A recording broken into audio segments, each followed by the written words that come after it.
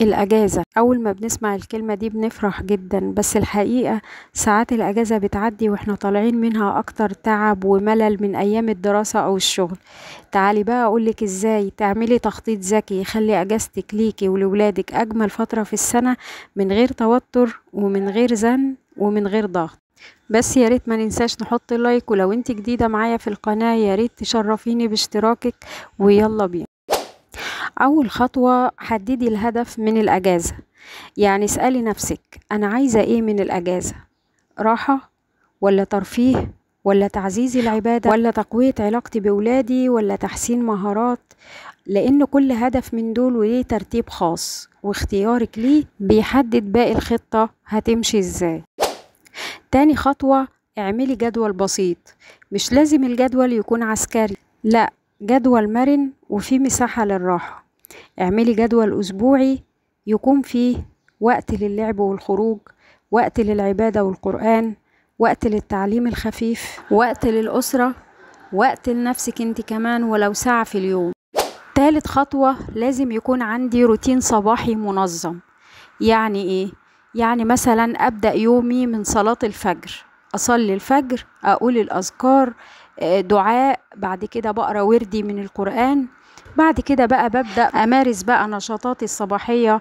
نبدأها مثلا بفطار خفيف أنا والولاد. بعد كده بقى بشغلهم في نشاطات معينة كده، زي مثلا رسم، ممكن يرتبوا ألعابهم، ممكن مثلا يقروا قصة. الروتين الصباحي ده أهميته إنه بيحط اليوم على السكة الصح من أوله. يعني إن تنظيم يومي كله بيبدأ من هنا. رابع خطوة، لازم تخططي للخروجات من بدري. يعني ايه؟ يعني انا عندي لو خروجة مفاجأة بتبوظ لي كل حاجة، اعمل قائمة بالاماكن القريبة المناسبة ليا والاطفال، زي مثلا حديقة، مكتبة، ممكن نعمل نشاط جماعي.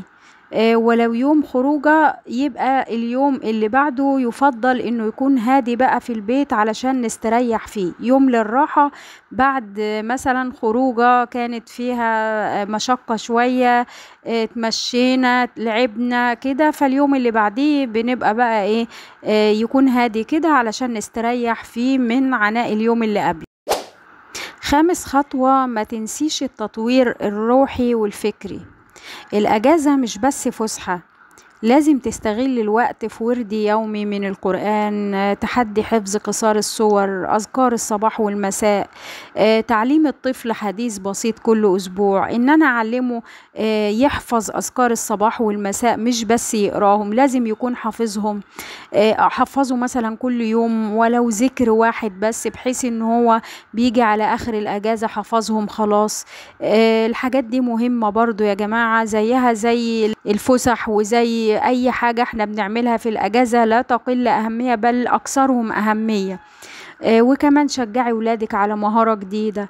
ممكن مثلا بنتي ابني اشترك لهم في نادي، يتعلموا مثلا كورة، يتعلموا سباحة. من الحاجات دي برضو يعني بتنمي مهاراتهم وتطورها. ان انا دايما اشتغل على شخصية اطفالي برضو، مهما كان اجازة وفسح وكده، برضو لازم اكون مهتمة بجوانب الشخصية كاملة، مش بس ان انا افسح واخرج. من الحاجات الجميلة كمان ان انا اشجع بنتي ان هي مثلا تعمل لنا اكلة جديدة، اشجعها حتى تكون نافعة لنفسها مش لينا احنا بس.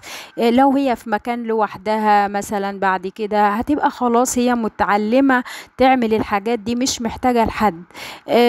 اعودها دايما انها تكون معتمدة على نفسها. سادس خطوة، انك تعملي تقييم اسبوعي. ازاي او اهميته ايه التقييم الاسبوعي بقى؟